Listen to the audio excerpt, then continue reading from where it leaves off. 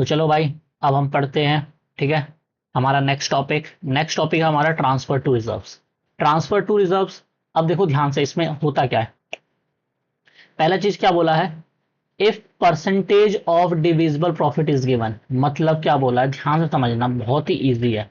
देखो क्या होता है, क्वेश्चन में बोलेगा आपको ना कि आपको रिजर्व बनाना है, आपको रिजर्व क्रिएट करना है, और रिजर्व बोलेगा कि इतने परसेंट ऑफ डिविजिबल प्रॉफिट बनाओ, यानी डिविजिबल प्रॉफिट का कुछ परसेंट बनाओ।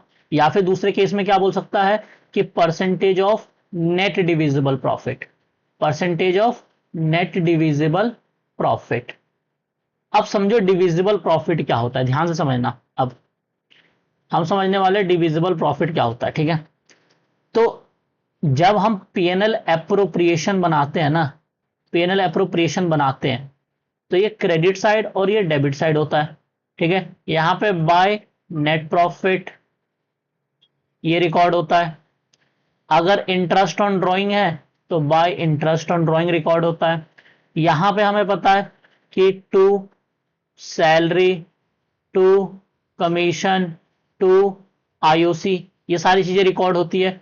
उसके बाद हम ये जो लिखते हैं ना, to to profits transfer to A का कैपिटल और बी का कैपिटल।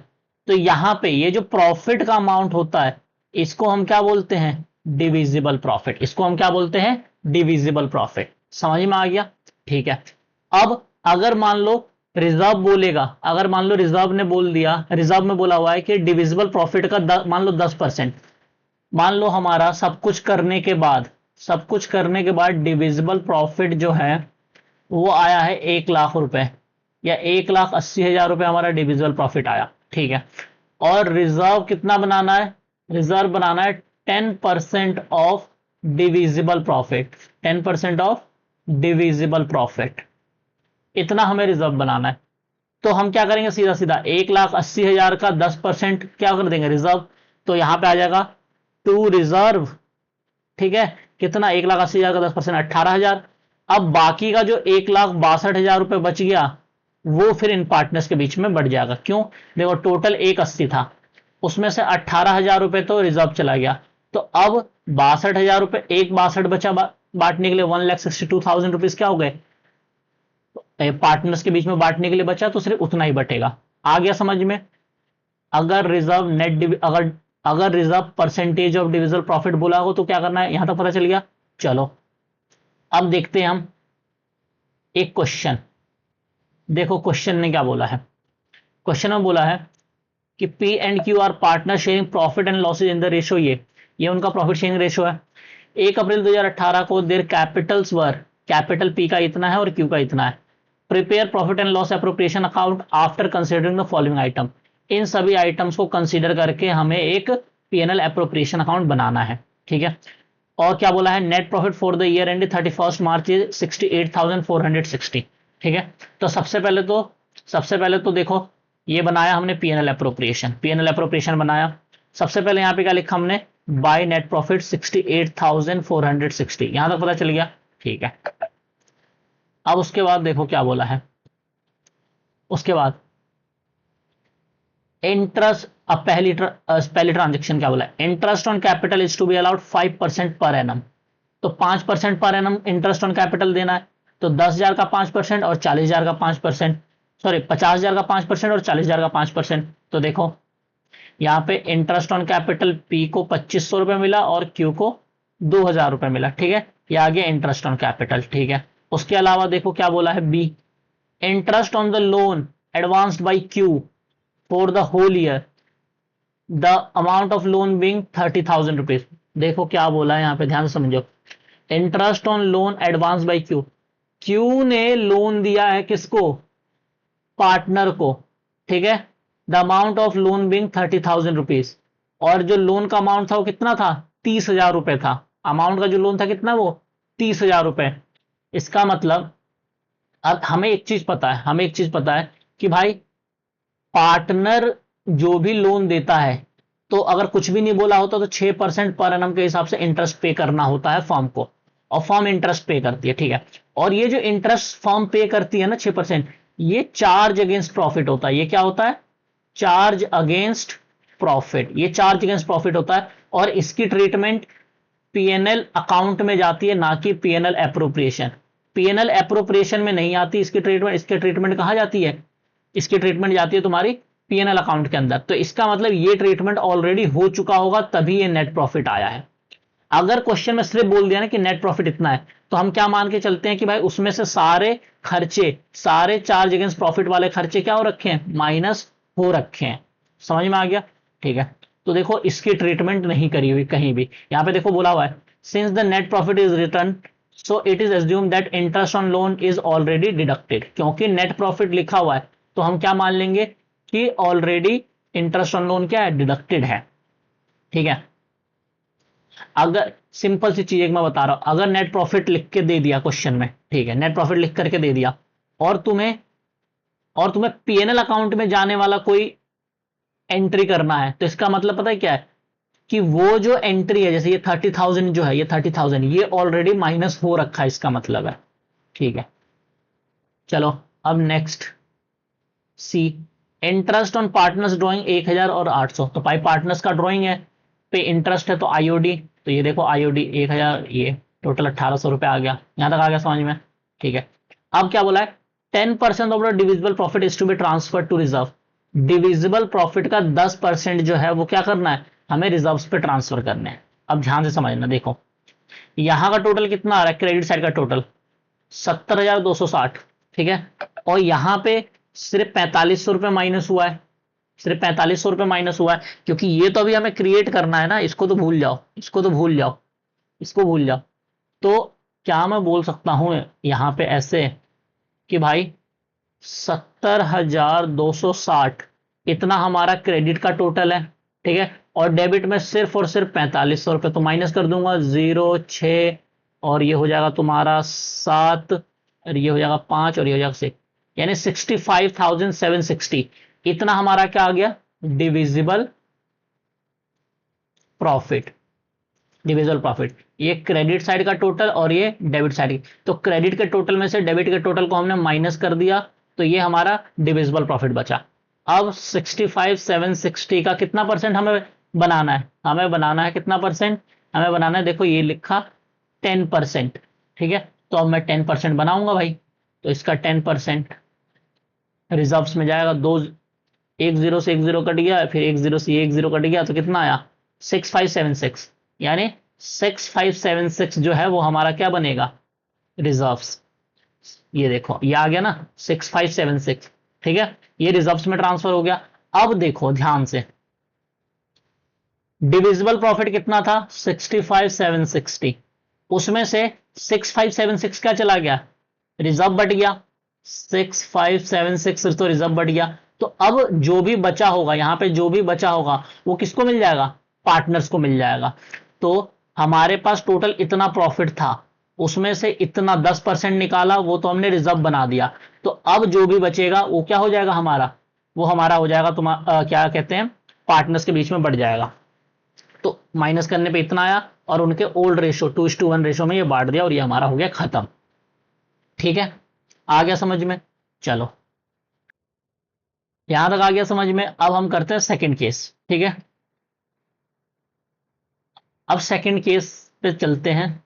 सेकंड केस है तुम्हारा percentage of net divisible profit. देखो अब ध्यान से, अगर क्वेश्चन में बोला हो कि percentage of net divisible profit, percentage of net divisible profit, तो अब पता है क्या बोला? Percentage of net divisible profit. सबसे पहले तो समझो नेट डिविजिबल होता क्या है।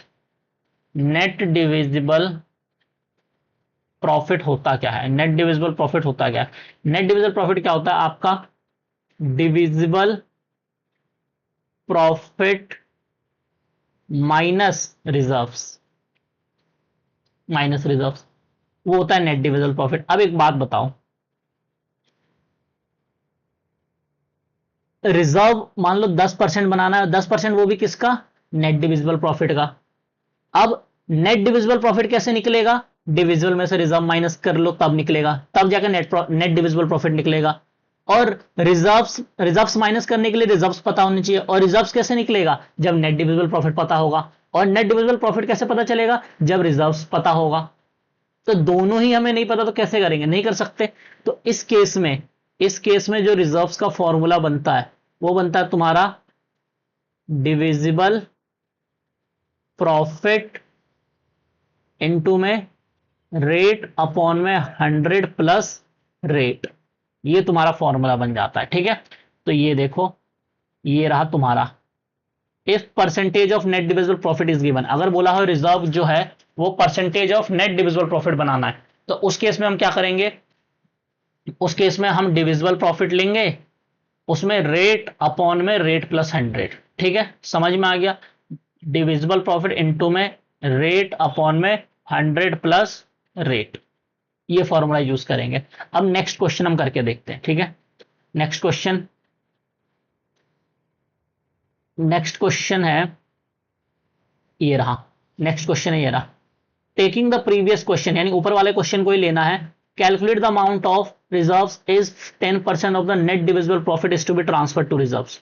मतलब क्या बोला है कि ऊपर वाले क्वेश्चन को ही लेना है। बस ऊपर वाले क्वेश्चन में क्या बोला था? 10% ऑफ डिविजिबल प्रॉफिट। अब इस क्वेश्चन में हमें क्या करना है? 10% of net divisible profit.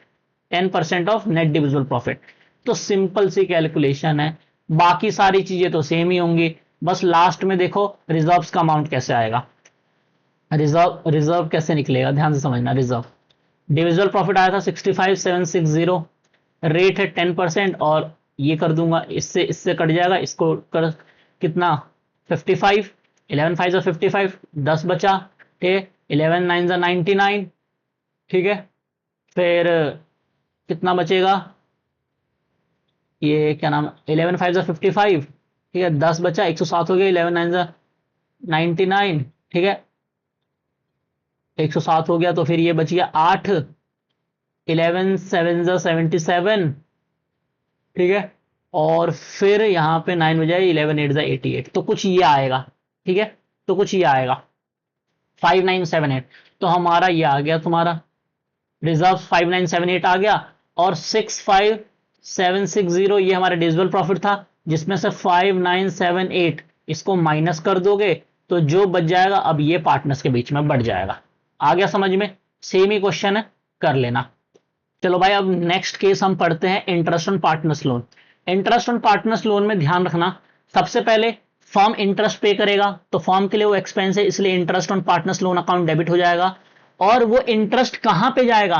Partner के लोन अकाउंट में। याद रखना, पार्टनर जो भी लोन देता है, तो पार्टनर का कैपिटल अकाउंट अलग बनता है और उसका लोन अकाउंट अलग बनता है। इसीलिए ये जो इंटरेस्ट का पैसा है जो भी पार्टनर को मिल रहा है, वो उसके कैपिटल अकाउंट में ना जाकर के उसके लोन अकाउंट में जा रहा है। यहां तक आ गया समझ में?